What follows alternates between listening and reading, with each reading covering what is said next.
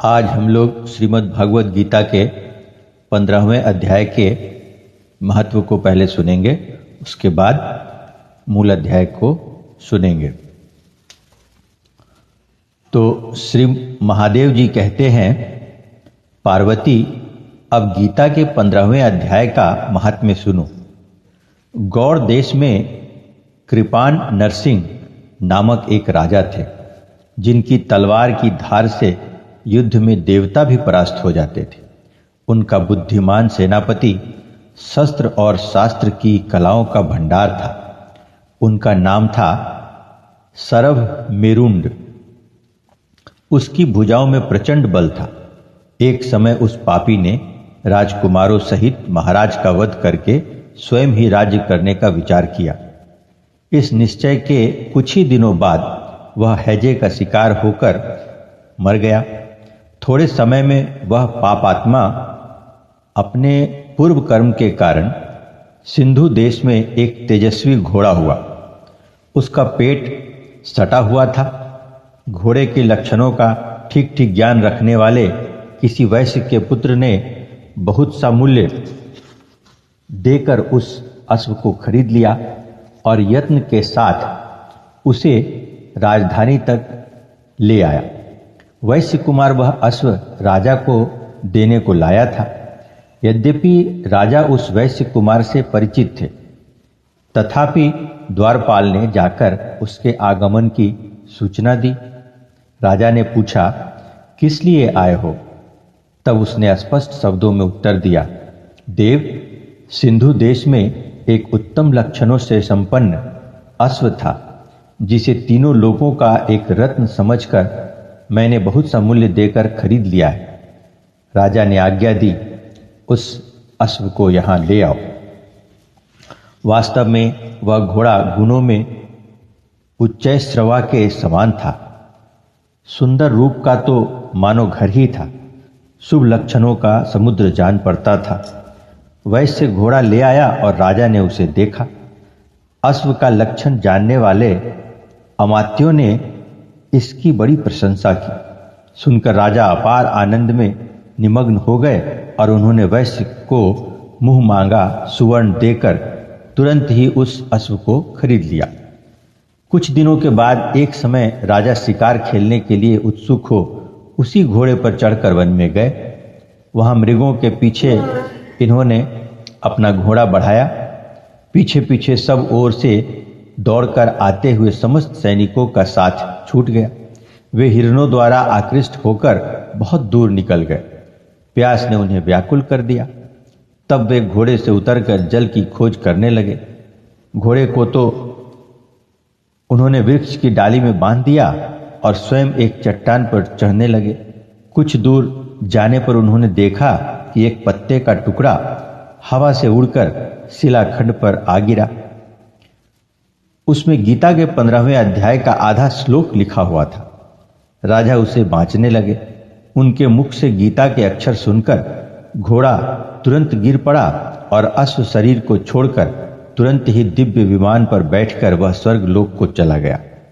तत्पश्चात राजा ने पहाड़ पर चढ़कर एक उत्तम आश्रम देखा, जहां नागकेसर, केले के, आम के और नारियल के वृक्ष लहरा रहे थे।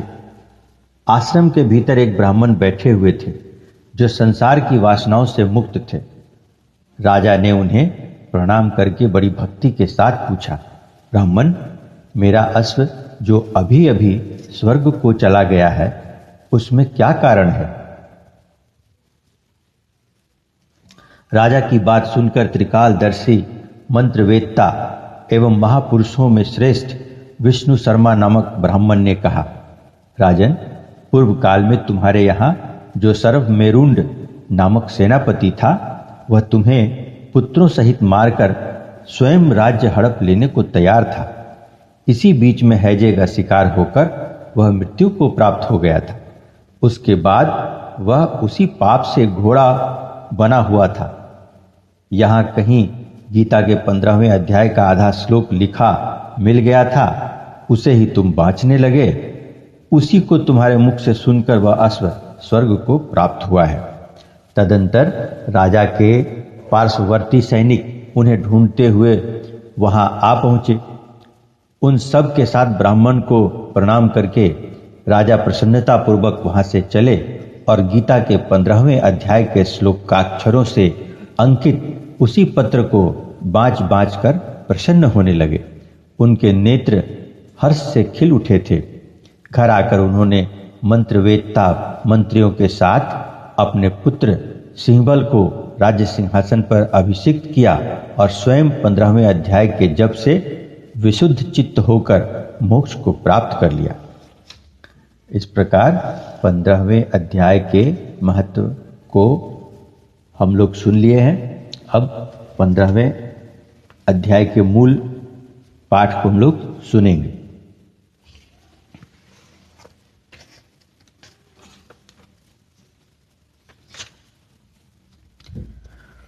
उसके उपरांत श्री कृष्ण भगवान फिर बोले कि हे अर्जुन, आदि पुरुष परमेश्वर रूप मूल वाले और ब्रह्म रूप मुख्य शाखा वाले जिस संसार रूप पीपल के वृक्ष को अविनाशी कहते हैं तथा जिसके वेद पत्ते कहे गए हैं, उस संसार रूप वृक्ष को जो पुरुष मूल सहित तत्व से जानता है वह वेद के तात्पर्य को जानने वाला है।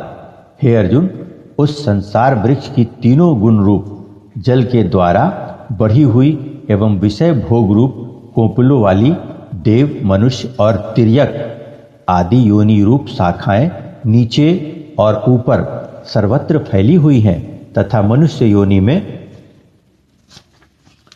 कर्मों के अनुसार बांधने वाली अहंता, ममता और वासना रूप जड़ें भी नीचे और ऊपर सभी लोकों में व्याप्त हो रही हैं।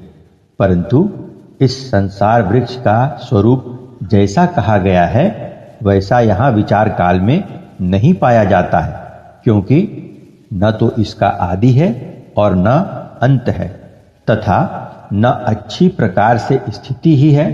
इसलिए इस अहंता, ममता और वासना रूप अति दृढ़ मूलों वाले संसार रूप पीपल के वृक्ष को दृढ़ वैराग्य रूप शस्त्र द्वारा काटकर उसके उपरांत उस परम पद रूप परमेश्वर को अच्छी प्रकार खोजना चाहिए कि जिसमें गए हुए पुरुष फिर पीछे संसार में नहीं आते हैं और जिस परमेश्वर से यह पुरातन संसार वृक्ष की प्रवृत्ति विस्तार को प्राप्त हुई है, उस ही आदि पुरुष नारायण के मैं शरण में हूं, इस प्रकार दृढ़ निश्चय करके